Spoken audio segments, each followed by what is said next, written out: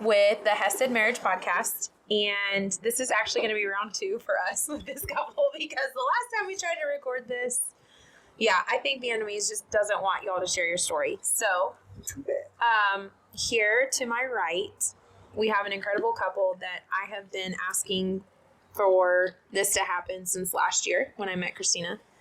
And I'm just excited to see what unfolds and the many marriages that this blesses. So without further ado, I would like to introduce my friends. Go ahead. Hey guys. Nombre, mujer, you have to say. Hey everybody. My name is Christina McElroy. My name is Joe McElroy. Also known as Joe Mac. That too. Joe Mac. Yeah. Yes. So let us begin with your stories of how each of you met Jesus, and then we'll go into how your paths crossed. And you can be as detailed or as not detailed as you want. I was very lost and broken. A fatherless home. Drug abuse very early on for a long time. He found me in a jail cell. And how old were you? When you were in jail? Mm-hmm. 23. Okay, and were you expecting at that time? Yes, I was. Yep. And you already had a little? I had a son, yep. Yeah. And so tell us a little bit. Okay, so you found him in a jail cell. Literally. Can you share that prayer with us? I was sitting there in a jail cell and not knowing how I was going to get out. I had an 8 in like 3 days. I'm pregnant. They're not allowing me to speak to anybody. They're not allowing me to see anybody. They're just holding me. And I prayed and I said, if you show me that you're here with me, if you show me something, I promise that I will come find you. And like 5 minutes later, the police officer comes and he tells me, we're going to let you see your brother. And I was like, what? No, what? Like, seriously? And sure enough, they let me see my brother. And I did. So how long had it been since you'd seen your brother? I had been in jail for like 3 days or something, but they had not let me see anybody. I didn't know anything about what was going on. Nothing. And they were being very ugly to me and all kinds of things. And I don't even think I was drinking water. I mean, anything. If you go in there, they give you a little styrofoam cup. And they have like a little water fountain in there. The water is yellow. It's yellow. I mean, you put it in your little white cup and it's yellow. And that's what you get to drink. Yeah, so I was pretty bad, pretty hurt and just broken and just messed up. And so you got to see your brother. And then what happened? And then they let me go. What was the word that you used? Expunged. So explain that process. I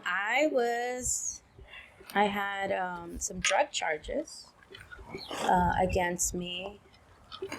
Was in jail as well. $100,000 bond.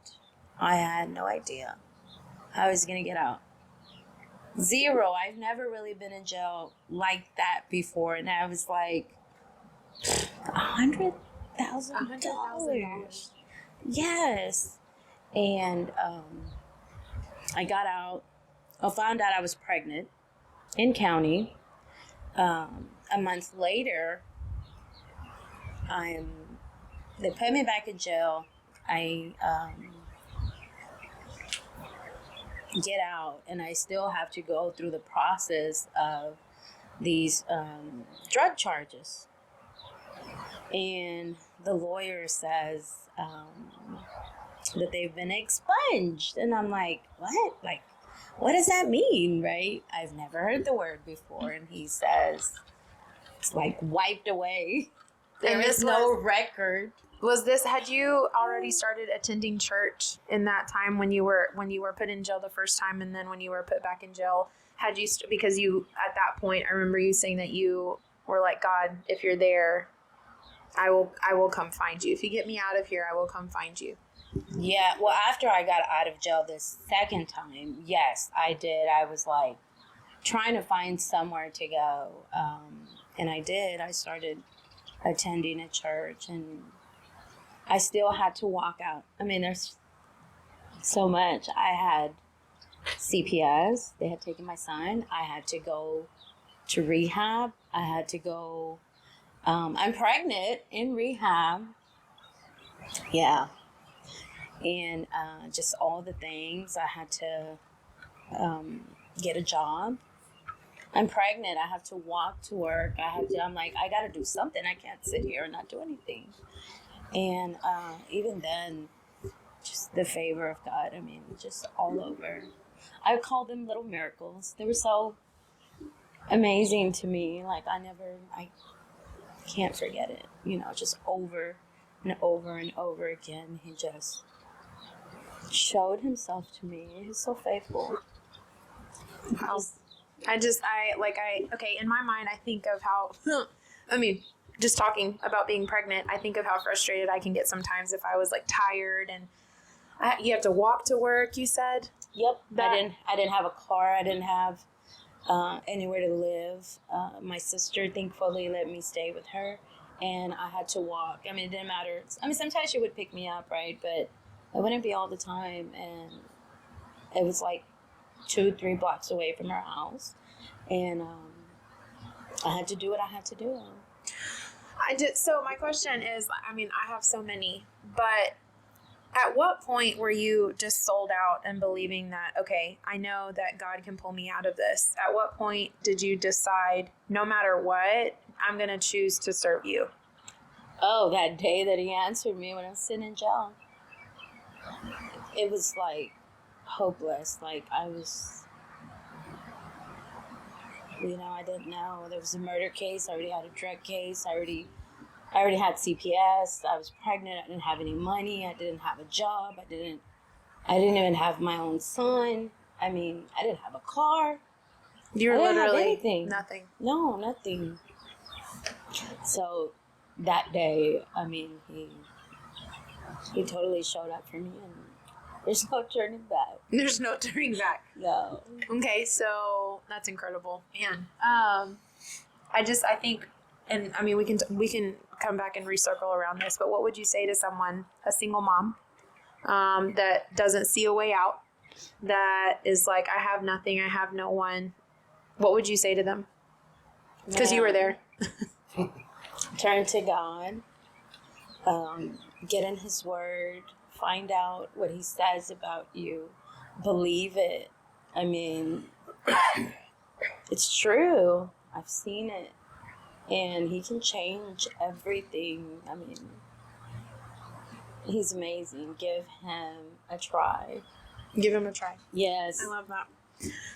Okay, Mr. Joe Mack, you want to share your story? Sure. Grew up in a little town called Dardanelle, Arkansas, middle of nowhere. I was taught at an early age, looking back on it, to kind of go to church on Sunday and make that appearance and look nice while you're doing it, and then go do what you want to do the rest of the week.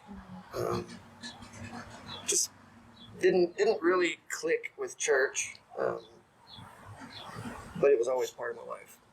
It was always there. Grandparents always, my grandmother specifically would always make sure that we were there. And then later on, my parents kind of did the same thing. And so just fast forward a bit, we moved to Texas in like 1993. This area, Brazoria County, Texas. Land of the free, home of the brave. That's right. We made it. Graduated from high school here. Went off to college for a year. Failed that miserably. Turned around and came back and went to the police academy. Graduated that at 21. I think like just a few days after I turned 21, I was out on the street for the first time. Excelled and did pretty well there. Married? But, oh yeah, I was married early. Oh yeah, I forgot that. I was married very early. I think I was 19 when I got married. So went into law enforcement trying to find some identity. I mean, really looking back on it, and I found it there. Being able to suit up and go do the stuff that we did every night, it fed my ego and my identity. And found out in a pretty harsh way later that that's not permanent, and it's pretty empty and fleeting when you're wrapping yourself up in your occupation or your career. So fast forward some more, still in and out of church, kind of doing the same dance that I'd always done, and ended up getting an opportunity to work undercover. Jumped on that because it was a stepping stone to get into other investigations, and it went south really quick. I started using drugs within a month or so of doing it. Started using drugs in my mind to make the cases or whatever to start, and then it just spiraled like sin does, right? And within a few months, I'm stealing from the evidence locker. Stole, first it was money, and then I was taking half the drugs I would put in there and using them myself, and just a bunch of craziness, and ended up being asked to resign. And they told me if I resigned, that was it, like no big deal. And the day after I did that, the Texas Rangers called me and said, we need to talk to you. Not the baseball team. The Texas Rangers. With an eye in your arm. Yeah. An eye in the center. Yeah. And I knew, being in law enforcement, that if the Texas Rangers are coming after you, they got you. They're not going to miss. And so I ended up being charged with 9 felonies total. Wow. One originally, and then they charged me with 8 more while I was in rehab. And was facing that. Was out on bond for about 2 or 3 years, almost 3 years total, 2.5, something like that. In and out of court, thinking I was going to go sign for a few months. The judge at the time basically told the attorneys, the deal that you guys made for, I think it was 90 days in county and then 4 years of probation. He said that's not enough. He's got to go to prison. So got hit with a year in prison and a 10-year probation sentence, which I gladly took that part. But then, so that was in 2009, I believe. Went to sign for my year in jail, get my probation started, went out to county, usually stay in county a few weeks, 2 or 3 weeks, and then you go get sent off to a state jail. And I was there somewhere around 6 hours, 5 or 6 hours, and they loaded me up in the back of a van with a bunch of women, which was crazy, and shipped me to Beaumont to Larry Gist Unit. And my story was still on the news at the time, so the guys that are at the prison kind of knew what was going on when I got there. I don't know how that all happened exactly, but the word was out. So I had a rough couple weeks. The first couple weeks I was there was pretty rough. Ended up kicking the meal carts over one night, getting thrown on the ground and taken to solitary confinement. And that was kind of where my journey really kind of kicked off and started. I like to say that was, I wish I could be like my wife and say, that changed me right there. And I was all better, but that wasn't the case for me. I stayed some time in Beaumont at that unit. Finally got a major to talk to, which is one of the higher ranking guys in the jail. Told him the situation, and he gave me an option to go back in general population, which was not going to go well for me. Go to, what do they call it? Seg. Yeah. Administrative segregation, which tends to be homosexual, child molester, that group. And so I wasn't. So like the worst of the worst? Well, they would have been the worst of that category. Wow. The worst of the worst were there at seg with me and segregation with me. The ones that the Gen Pop won't put up with. Correct. Yes, the ones that they're trying to stick each other, constantly fighting or whatever the case may be. So I turned those 2 options down. They gave me a third option to transfer up to Hutchins State Jail, which is in Hutchins, up near Dallas. Got up there, nobody knew who I was, and it went okay. It would actually, the next step of the story is that I get up there, I told you guys last time about the Nigerian guards that I couldn't understand. We got off the bus, and it was just a crazy, crazy experience because I literally don't know anyone. All the guards are Nigerian. And, I mean, fresh from Nigeria. Very difficult for me to understand. Very intimidating, I'm sure. Very intimidating because they're all big dudes, and they're all a bunch of them and one of me. But some there dealing with that whole deal get put in a general population cell to process. I'm physically like beat up. I'm tired. I'm done. I climb up on the bed. I remember there was guys playing dominoes and laughing, and they were just like, it's like an old barbecue or something. That's what it seemed like in there, the atmosphere. And I remember thinking like, this is not what I want to do with my life. And to taking a step back, I had a couple ladies, older ladies, African-American ladies that transported me one of the times. And I wish I knew their names. I wish I could talk to you if you ever see this. Thank you. They were amazing. They just kept telling me, you don't belong here. We can see there's a call in your life. Just all kinds of things like that. I mean, it broke me down when it was happening. But looking back on it, I'm very grateful for those little seeds that were planted along the way. And so, Hutchins State Jail, Nigerian guards, don't know what I'm doing. I get into processing, and I'm just beat up and tired. I'll lay down, cover my head up, and go to sleep. I think it was the second day I was there that I actually got in there. And it may be within, I don't know the exact time frame. To me, it feels like it was about 30 minutes, maybe less, that I laid down. And went to sleep. I finally went to sleep for a bit. And shortly after that, felt a tap on my shoulder. And I took a deep breath. I'm like thinking to myself, like, they know, here we go again. I'm about to get my knuckles and my face skin up again. And so I turn and look, pull my cover off my head, and I look, and it's this enormous Mandingo warrior gang member. And he's a large guy. And he's tattooed literally everywhere you can put a tattoo that I could see he had on. I turn and look at him, and he goes, "Hey, check this out." And hands me this piece of paper. And I'm kind of getting my sight together and look at it, and it says Hutchins State Jail, faith-based dorm. So I look at him like, "What's that?" He said, "It's exactly what it says. It's a place that it's Christian-based. You're going to go, if you decide to go, it's, hour upon hour upon hour of Bible study. We have a servant leadership group that oversees things." And so I'm like, yeah, I want to go. And he said, "Well, man, it usually takes a few weeks." So, and I'm like, I'll sit here for a few weeks. He said, "But we just had a guy leave, and we can take you today." So This was, okay, you had just been there for like 30 minutes. yeah, not very long at all.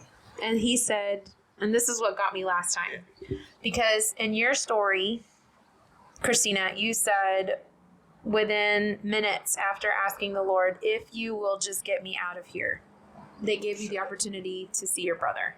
And then you, within minutes of being in this Hutchinson State Jail, within minutes, this guy comes and taps you on the shoulder and he says, "Hey, basically, we're opening a door of opportunity for you."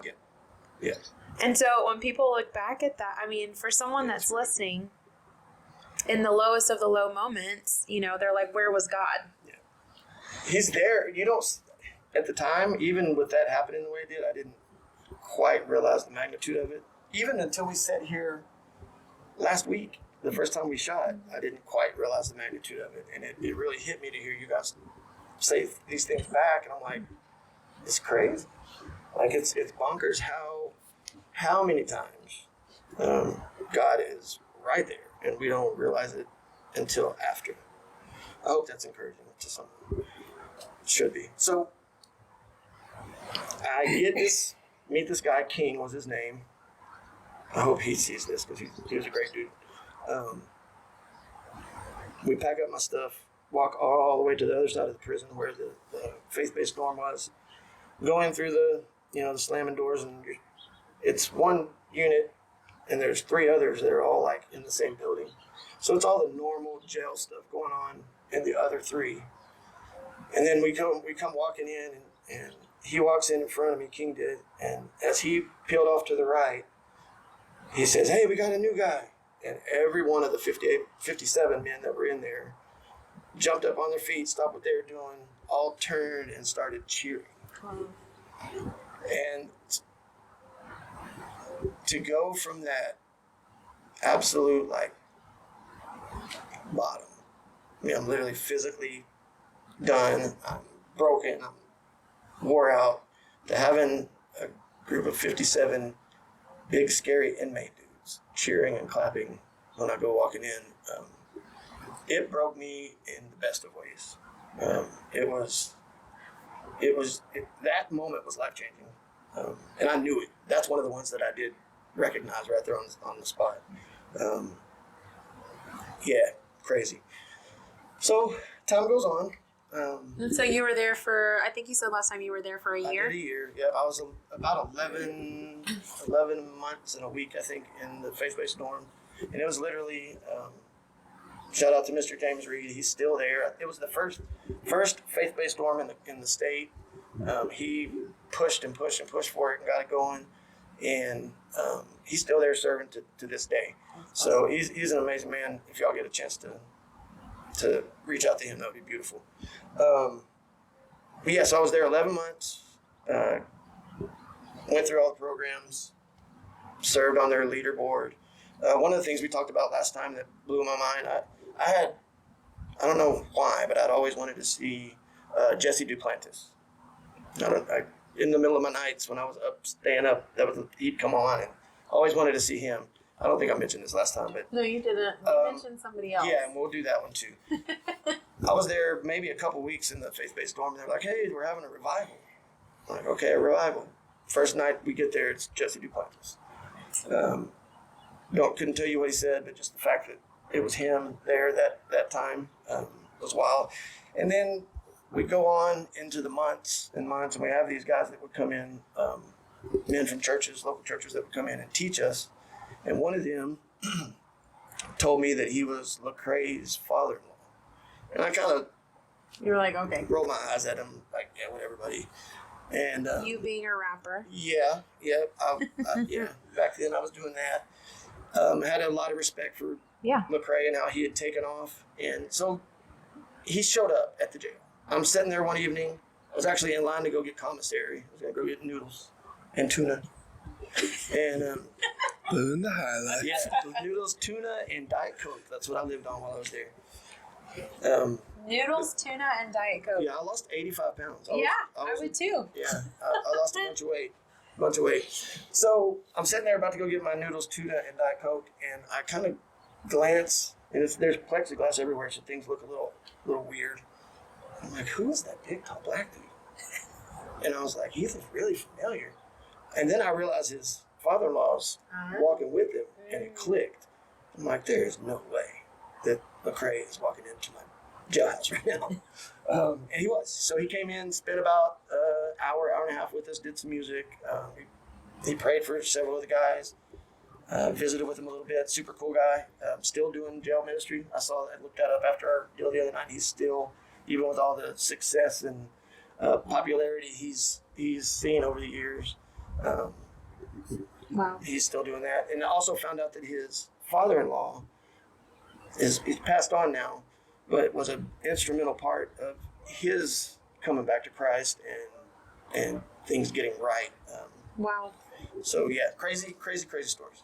That's amazing. But I mean, for me, I just see that even in the midst of your pain and your frustration, your struggle, God was still a good father. Absolutely. And he took care of you, and he gave you something that was a desire of your heart. Like, I just think that's so gentle of him. It is. It's crazy. And very kind. So, both of y'all mentioning as you walk through it, Christina, Lord, if you get me out of this, I'll follow you, right? And then Joe Mack, right? He's seen it a little later and realizing when you walked in the room. Not everybody responds out of a gracious heart in those situations, especially walking through those times. Having walked through those, what are some tips you think you could give somebody if they are walking through what feels like, well, this is going to be two-part. First one, very oppressive, like the walls are caving in the moment, right? And then the second part of it is after the fact, You already made up in your mind, I'm going to fix this and I'm going to do right.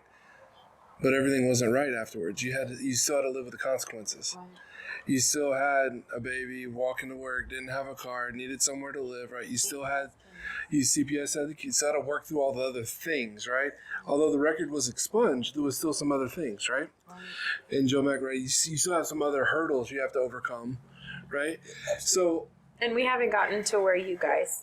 well, but that's fine. But I want to touch on this first before we leave this, because so many people, when things start going wrong, they turn inward and get pity. And it's not that there may not have been moments of that, right?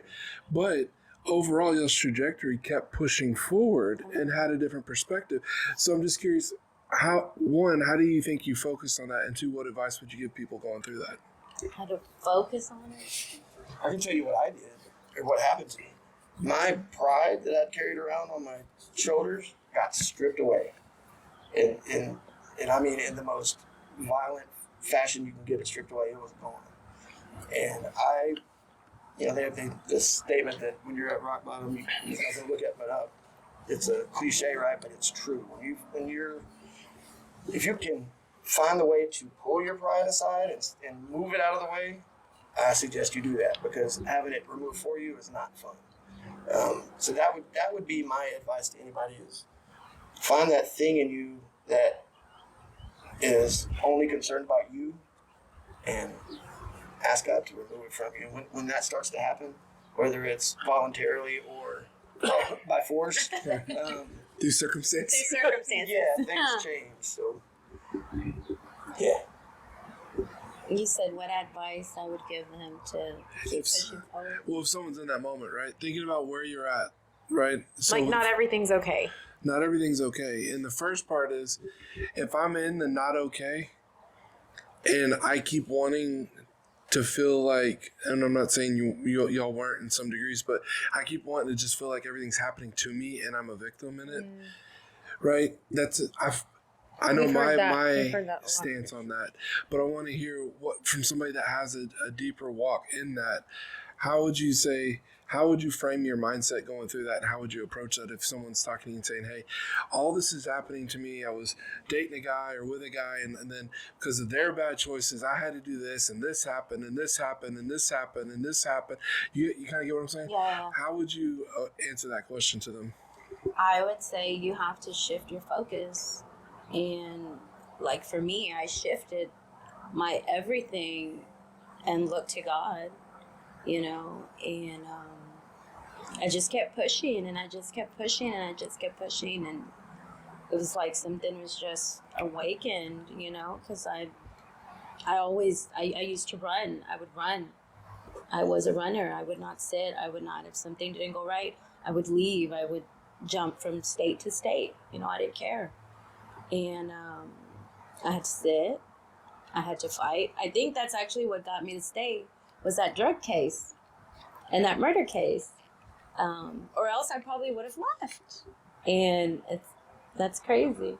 But that's what got me to stay, and just focusing on the Lord, really. And I've never known love like that. Never. Was it scary? Yeah. I still can't understand it. I still can't comprehend it. And it just brings me to my knees, because I've never been loved that way, So focus, shift, and keep pushing, one day at a time. And I'm not trying to pick on y'all have a very unique aspect of y'all's testimony that can speak to some people that a lot of people can't, because I've never sat in a jail cell. Well, I don't know what it's like to be at that kind of bottom.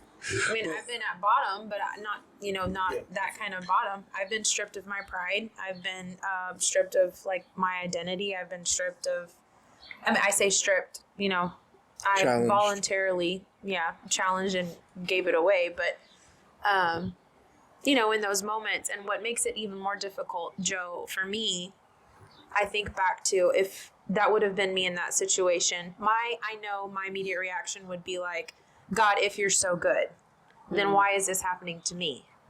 And where are you in this whole story? And I think, just like you said, Christina, you have to shift your focus off of you. Yeah. But you had no history or no understanding of who God was. Is that correct? Not really. I mean, I'd gone to a church when I was like, I don't know, 8, 9, for a couple of days, but not really. I also went to a church when I was 15, and I spent all night crying at the altar. Like I couldn't get up from the altar. I was just weeping and weeping and weeping, and still I never turned to him. I never looked to him. But I remember that one time that I did go. I was just weeping and weeping at the altar. But no, other than that, like you had no training in the Word. You had no idea how to read the Bible. No, nothing. Yeah. No. But I think the point the Lord's wanting to make, though, because I hear it going off loud and clear, we don't cover well as a church. We talk about God's a good father. He's a loving father. And not everybody, and I'm not dishing anybody's parents, but not everybody, that doesn't bring comfort to some people. And we don't address that very well in the church. That if saying he loves you like a good father, like we think that's comfort, and some people that can actually push them away or scare them. And I'm not saying it did for you, right? But I feel like that aspect of what you're talking about, though, helps not talk relatable to that, because it's scary. And some people loving God and trusting God is actually scary, and we don't always talk about that. Yeah. And allowing somebody to love us is scary, because the person at that time you loved the most was the one that you talked about that hurt you the most, right? And for both of you, right, it drove you almost the farthest down the wrong path. So you both had, and I'm expanding some of what we talked last time and into the gaps, but y'all both had the opportunities to shut off from love because of all the hurt and pain that it brought. But you didn't. You risked it and you leaned back into it, which I think is probably a good segue of how y'all met. But y'all did lean back into it eventually, right? So if y'all mind, talk a little bit about how y'all met. We met at the Freedom House. I was there. I had been there for, I don't know, a year or two, and I would serve. I would help with the kids. I was there every time something was going on. I was there. That's where I met this guy. Yeah. We met in church. It was also like a rehab, but they would do it all through the Word of God, which was pretty awesome, because they welcomed these men who were broken at their bottom, and rehabilitate them through the Word of God and showing them the love of the Father. And I thought it was pretty awesome. Yeah. Wasn't the pastor, you shared last time that the pastor of the church at the time was... Yeah, the pastor was somebody that I had investigated when I was working undercover. So I knew him. I knew who he was. We had a great relationship. Well, it's a wild story, but he, I recognized the name, and I remember seeing the picture of him. They were over in Oyster Creek at the time. It's an old wood sweat building. I remember seeing a picture of him. Yeah, it's Eddie. You know the owner, Eddie. That was such good food. Him up. It was so good. Yes. We can get you some of that. So I saw that something was different in him. And something had changed drastically, because he was known for fighting with people and taking their drugs. And he was a rough character. So I went over there, and we covered this a lot more last time, but my wife being able to kind of turn and start heading in the right direction, all in all, I didn't have that. I was in and out of drugs and goofiness for... And you were still married at that time? Yeah, I was. Well, no. I was for a very short period of time. When I came out of jail, it was obvious that day that was over. Yeah, okay. So, yeah, that disintegrated pretty quick. And then I was out on my own, back and forth, just trying to figure myself out, I think. Even after all the times that I almost feel like I had the red carpet rolled out for me, and I kept kind of stepping off of it. What do you think made you? I mean, speak to someone that has that propinquity. We call it stubbornness, we call it hard-headedness, but honestly, I think you hit it on the head. I think people are almost afraid to commit to something that they're afraid they're going to mess up again, or they're afraid that could this really be what people are telling me? Just how many times, God, can I mess up? Well, I think we assume a lot of times that people know what a good father is. Yep. And not that my dad was not a good father. He was a good father, but he was also hard. He, was all about work early on. Mm-hmm. I was the little skinny, goofy kid that never quite measured up. And I carried that with me into my relationship with God, and then into our marriage as well early on. Just kept waiting on her to leave. I kept expecting her to I'll mess up one more time, she'll be gone.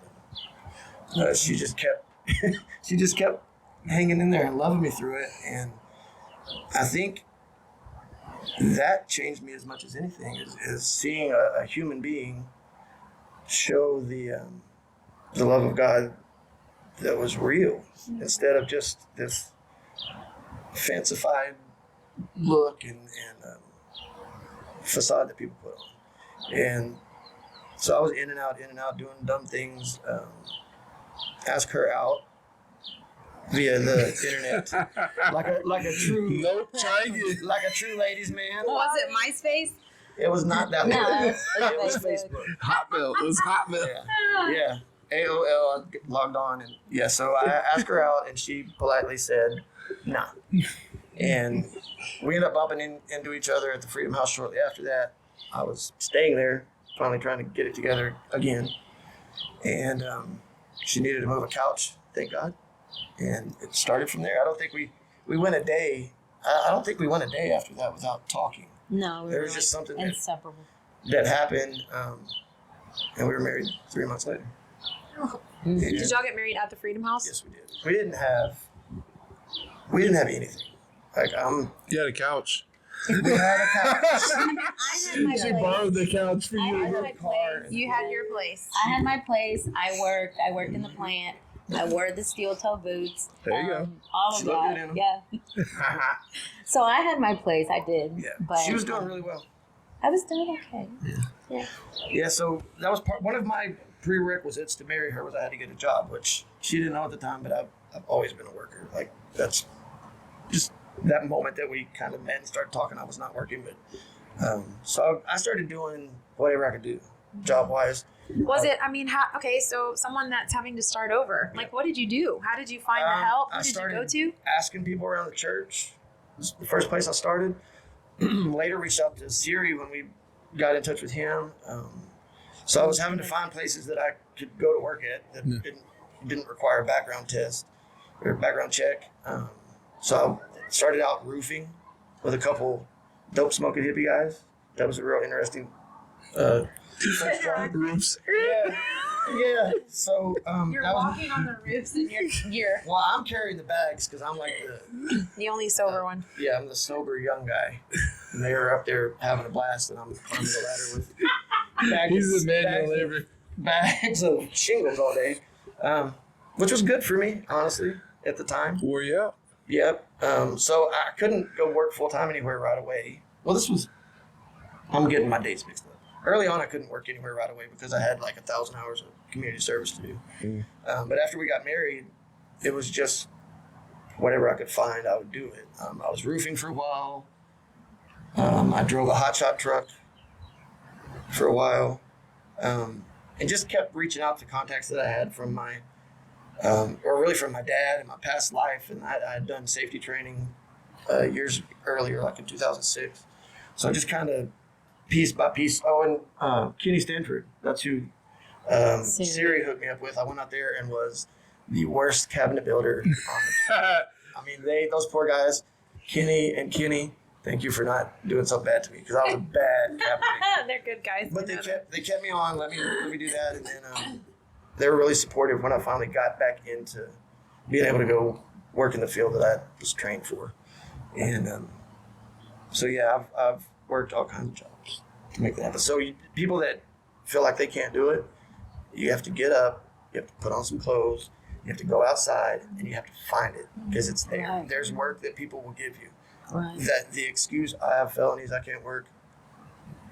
I'm trying to use nice language, but baloney. It's not true. There's work. It's not going to be fun. It's not going to be pretty. You may be put in situations where you're being tempted by the dope smoking hippie guys that you're working with.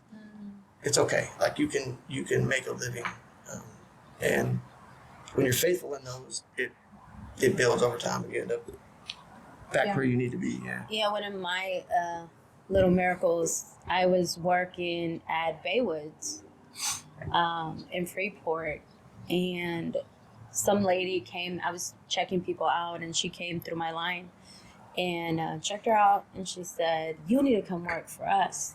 And I was like, "Okay, who do you work for?" And she said, "HEB." And I was like, "Oh, okay." And I explained to her that I had, my charges were pending. I had to go through that whole process. So when you would look me up, I mean, it looked terrible. And they don't hire you. They don't hire you if you have charges or whatever. And they're like, "We want you." When I got there, they were like, "We've been waiting for you." Other managers, they were like, "We've been waiting for you." They had me write a letter saying that I didn't do that kind of stuff anymore and this and that, and just little miracles, just the Lord. So you worked at HEB? Yeah, I did. For Because how here, long? everything's better. It really is. I love working at HEB. I really did. I got the employee of the month the first month that I was there. Not surprised. I mean, people, it was great. But it you was my both are. attitude, You're going to church at this time. I too. am. Yes, I never. From when I got out, I never stopped. I have not Okay. swayed. So do you think? I mean, in all honesty, from someone that knew nothing about the Word, knew nothing about God's principles, knew nothing about God's character, and then all of a sudden you're in church, you're learning. Do you honestly think that those principles, those things that you were taught in church through the Word, changed who you were? Oh, absolutely. And it was not just that, but God just continually showing up for me, just over and over. I mean, I remember I was at HEB and I didn't have any money. I lived in Freeport. I needed gas money. But when I got that award, they gave me cash. They gave me like $60 or something. They gave you gas money to drive the car that someone from the church had given you, right? No, Not I was yet? still Okay. I was still in my driving my sister's. My sister was so kind to me, and she would let me, So fast forward. So you guys are married, right? So you're married. You're happy. Has it been daisies and rainbows? Maybe rainbows and unicorns. And you're in church. You're in church. You are serving God. You are working towards getting your life better. Has it been daisies and rainbows? No. I mean, well, Okay. we've had daisies and rainbows, I mean- but there's been a lot of other stuff A too. lot of weeds. Yeah. Yeah. Okay. So let me take this part. Or you want to do it? I'll put myself on blast. I'll put myself on blast. I grew up learning to hide everything, and then I was in a profession where I learned how to hide everything. And though I wasn't out doing street drugs, I wasn't buying pills and all that. I was put on a drug that basically keeps you. It's called Suboxone. Keeps you off of opiates. And I knew in the back of my head that I needed to stop taking it. And I knew that she didn't like it. And so instead of being upfront about it, I hid it and went behind her back and got it. And did that for far too long. And I know we talked about last time, again, the thing that finally really got my attention and broke me was kind of the same thing that got my attention the first time. And that was just that gentle response, that love that she gave me. And I mean, she mentioned the other day, like, she would find out something I was hiding and be mad about it, and then wake up the next morning and it was like Nothing gone. happened. And I've never experienced that. You're like waiting for Never had Rage that. Monster to come out or something. I mean, I'm waiting for. It was crazy. Yeah, she. I admire the relationship my wife has with the Lord. I'm not a bit. Me too. Not a bit shy to say that. I almost envy the fact that she wasn't trained, because it was when she got hold of it, she got hold of it. Yeah. Wow. There was never that dichotomy of. It's like rewiring. Yeah, it was like a brand new thing, and a lot of us grow up in church and don't have the best of examples. Yeah. We fall off and do crazy things like that. But so yeah, back to the rainbows and daisies. So how would you encourage someone that they're in church, they're checking all the boxes, they're doing all the things? What do you do? How do you encourage them to stay with it whenever they don't necessarily meet up to your expectations or follow through with how you think it should be? Either spouse. Forgiveness. Lots and lots of forgiveness. And really doing what the Word of God says. Honor one another above yourselves. Forgive one another as Christ forgave us. And really doing it and walking it out, Not being angry all day and, taking it out on them. And, you can feel it, the moods and the, yeah. Yeah. And Joe, what would you tell men how to receive it? I mean, first off, man, if you're hiding stuff from your wife, you need to stop that, regardless of what it is. I know porn is a huge thing in the lives of church men. Yeah. They didn't want y'all to hear that. That's life flight. Yeah, they do Life that. flight flies over They when do they're that going down every- to the hospital. Watch over them in the name of Jesus. Get them there safely. So yeah, first off, that thing that you're doing, stop hiding it. If you have a good wife that's also trying to follow the Lord, she is there to help you get through these things. I did not understand that for a good while, and I still have times where it's like hard to believe. I look at my wife and it's just I would have left me a long time ago. Like, I would have kicked me to the curb way back then. And she didn't.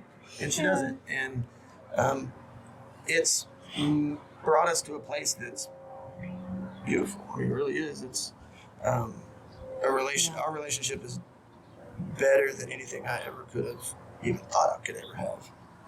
And it keeps getting better. It does. And you guys are both serving, Yes. actively serving at church. Yes. Christina is leading a D group. Learning how to read and study the word. Amen. She said she would never do that. When I first approached her, she was like, absolutely not. Yeah. No, I can't. I didn't know how. Really. I've never done it that way. But I mean, what would you encourage someone that maybe feels like I'm not worthy? I could never. God would never use me. Did you ever have those thoughts or those moments? I still have those thoughts. I still have to wrestle with that. I still have to wrestle with not being worthy. But I keep going back to His Word. His Word is life. It really is. Resurrection life. It really is. It's that simple. I just wish people would understand it's that simple. Take it to heart. Bind it. What does it say? Bind it around Yeah, to your heart? forehead. Yeah. Like, Put it on your understand it. I mean, right here to your heart. What you bind on earth will be bound.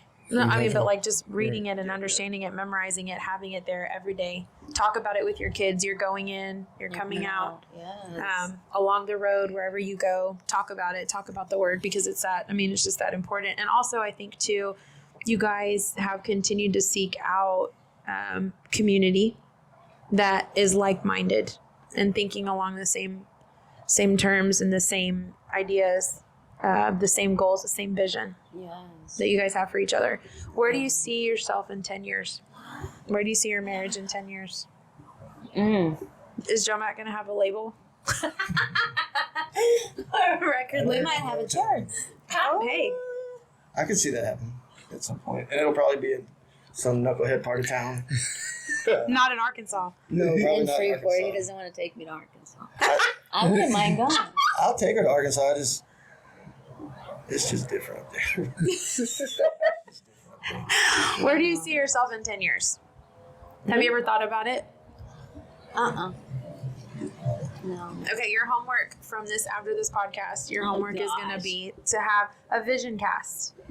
We're going to talk about that at the Marriage intensive. conference. But the vision cast, what it talks about is two or more can't walk down the road together if they don't first sit down and talk about where they're going to go and get agreement. Because you're pulling, right? It goes back to like what Grant and then we're talking about too with the oxen. If one oxen's pulling faster or slower than the other one, or pulling in a different direction or different timing or different speed, you'll get there, but you'll get bruised and battered along the way, and it's unnecessarily bruising and battering. Or you get drug and it becomes less efficient, right? And you're more inefficient. And it's not about efficiency as much as it is walking with the Lord and walking with your spouse and just thinking through. And there is joy in living in the moment and in the day and enjoying that. But there's also joy in understanding and asking the Lord, where do you want us to be? And you don't hold anything tighter than you hold your relationship with the Lord. It can change, but still asking Him and having that vision of where we're moving. What are we doing? What are our financial goals? What are our personal goals? What are our kid goals? What are our marriage goals? And then having something to stretch for, because if you don't have anything to look for to measure towards, you kind of free float, right? And then things happen to you rather than purposefully driving through them. And I also think it helps you see God more in the real time. Because when you're praying about it, think about like the New Year's Eve letter writing service. How you're saying, well, by the end of the year, I hope to accomplish this. Well, then when you get the letter in June, just see how far God's done. You see you've already done it and surpassed it, right? Something you thought would take a year was 5 months is already done and gone, and you're past it. Or you see it and you're like, I didn't make any progress in that, right? And I've had those too. But then it was like I'm like, Lord, did I miss something? And then He's like, shows me where either I didn't get it because I asked to miss, because I asked in my own will, not His, or He started to present the path and I never took it. And then He takes me back to that point. He's like, what was the last thing I asked you to do? You're like, oof. Right. And it's like, yes, sir. And it's never harsh, right? It's just like, you want to get there. This is where you got to go. But if we don't ever get in alignment of where we're trying to go, you just kind of, not bad, but you just kind of meander. So that's your homework. When you go home tonight, I want you guys to start kind of just praying about it and asking the Lord. What is that scripture that says the people perish without vision? Without a vision, people perish. That's People make their plans, but the Lord establishes their steps. well. I mean, but she's the one that she's talking about is I want to say it's in. I'm not like that. I've heard it several times because it's a very typical Because they lose hope. vision. Because it's like, because there are tough times. And if you don't have the vision of that and you always, I'm not saying North Star isn't like Christ is always going to be the point, but the North Star is like, okay, example. So D group, start building a church, right? If that's what's happening, now what are you going to do when they start conflicting? Right. Schedules overlap. Which one takes over? We have to do it because if there's different ministries the Lord's asking us to do or are calling us into, is one going away? Is this adding to it? How does when you're not on the right path, the enemy's content leaving you there because you're in one ditch. And you're just going to continue to wonder because you don't have a vision. Then when you start, You're just distracted. when you start getting on the right path, the distraction is no longer the drugs. It's no longer it's busyness. The distraction is now good things are the biggest enemy of the best. Now you're doing something that's still building the kingdom, and it's effective, but the Lord wanted you to do this. That was more effective. And it's not a bad thing. He's still going to bless it. But it's like, Lord, where is that really where you want? Right. And so it's just. He actually had to do that to me this week because I tend to be very, yes, I'll do it. Yes, I'll do it. Yes, I'll do it. And he said, babe, all these things that you're doing are very good. You're serving people, you're loving people, and all of these things that you're doing is very good. But is it where the Lord wants you? And is it effectively, are you walking out of obedience or are you just walking out of, I'm just going to do it so I can be distracted? And comfort. Some people do it because it's comfortable. And it's very comfortable for me. But, okay. And the last point on that, though, Yeah. is the bigger thing for me on that was also learning you doing that, and this was the conversation we had about D group. It's maybe easier and natural for you, but then you may be taking away the opportunity for someone else to step out in it. Right. Because Now, you're doing it. What is it, 4 of y'all? Because you're filling that role. It's beautiful. And it's not a bad thing because it's a gifting and a talent, but and so a lot of times the Lord will use that to birth something and get it going. Yeah. But then some people can bring something from nothing, like help build something from nothing, and other people can come along and then carry it. But the people that will come along and carry it struggle to get it going because that's not their gifting and talent. Right? Yeah. And so then that's where the vision comes from. I could talk for a long time about that, but that's where beautiful. the vision comes from because it's about understanding where do we feel, because when you do that and you get alignment as a couple when you're not in the heat of a battle, when a battle comes, because they will, all right, what did the Lord tell us? And if this is contrary to what he told us, now we have a prayer point. It's not you versus her versus you. We have a prayer point that, Lord, we thought these were the top 3 things you were telling us to work on as a family. This now seems to be conflicting with them. Is this you reorienting, like rearranging and telling us it's a bigger priority? Or are we off half a degree? And because then it's not on y'all, it's on Lord. Our vision is not where we thought it was. Do we need to correct? Like self-correct back to it, or self-correct, like go back to true north? I think about, so I'm reading with the Bible recap right now, where we are just getting out of 1st and 2nd Samuel. And there's so many times in those stories where David went and sought the Lord on direction on what he was supposed to do. And the Lord blessed it because he went and sought the Lord. And scripture actually says that David went and sought the Lord. And there are times when David made a rash decision, didn't seek the Lord, and it led him down a path of destruction. You know, losing men, losing children, whatever it may have been. But I think the whole point of, and this is for all of us, is it doesn't matter if it seems like it's good, but our good isn't God's best. And the whole point of that is seeking the Lord first and asking his wisdom for that. But in closing, what would you guys like to title your life story and why? Ooh. There's always hope. Redemption. You said expunge. I said expunge. You said that last basically time. tagged. I'm gonna put expunge Yeah, on it. that's a good title. Expunged. I like that one. 'Cause it Wiped fits both clean. you. The story of restoration. Yes. For sure. Yes. Okay. The one thing I encouraged y'all with last time, we want to do it again, make sure it's on there, as well as to keep thinking about it. The depth through last time and this time even more in more detail in different areas, seeing how God put y'all perfectly together to complement each other. I was wondering if you were going to bring that up. Your compassion and steadfastness, loving someone, is what brought him to the Lord, right? And your tireless conviction of holding on to your belief of what you're doing won't be wavered, right? So when you couple those together, that gets beat and bruised, which the compassion and stuff loves and feels it, but that can get abused if you don't have this steadfast. And so it's a perfect marriage. It's like God knew what he was doing, right? It's like he knows things. Absolutely. But then it also complements each other. And so that testimony is beautiful and what it is, and don't ever lose it and don't let anybody take it away. Oh, they won't. They lived it.